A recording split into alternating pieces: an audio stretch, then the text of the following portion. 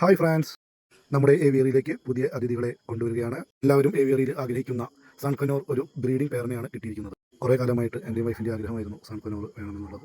അങ്ങനെ അവരെ ഏവിയറിയുടെ ഉള്ളിൽ കയറ്റിയിരിക്കുകയാണ്. രണ്ട് മക്കളാണ് അവരെ ഏവിയറിയിലേക്ക് സ്വാഗതം ചെയ്തിരിക്കുന്നത്.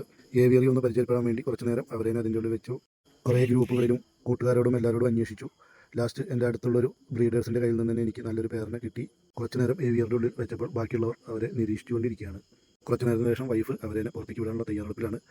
ഫസ്റ്റ് മെയിലും പുറത്തുനിന്ന് നോക്കുന്നുണ്ട്. ആൾ പതിയെ പുറത്തോട്ടെല്ലാം ഇറങ്ങി. മെയിൽ വലിയ പേടിയൊന്നുമില്ല, ആൾ പുറത്തിറങ്ങി, ആൾ ഓക്കെയാണ്.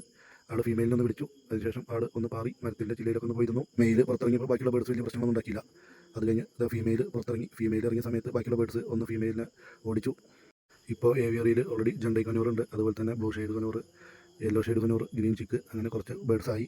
പൈനാപ്പിൾ കനൂറും ഗ്രീൻ ചിക്കും കൂടിയും ഒരു പേരുണ്ട്. അവർ എഗ് ചെയ്തിരിക്കുന്നുണ്ട്. അവർ വലിയ പ്രശ്നമൊന്നും ഉണ്ടാക്കുന്നില്ല. ഏവിയറിയിൽ വേറെയും കുറച്ച് കിളികൾ വന്നിട്ടുണ്ട്. നമ്മൾ അവരുടെ വിശേഷങ്ങളും തുടർന്നുള്ള വീഡിയോകൾ ചെയ്യുന്നതായിരിക്കും.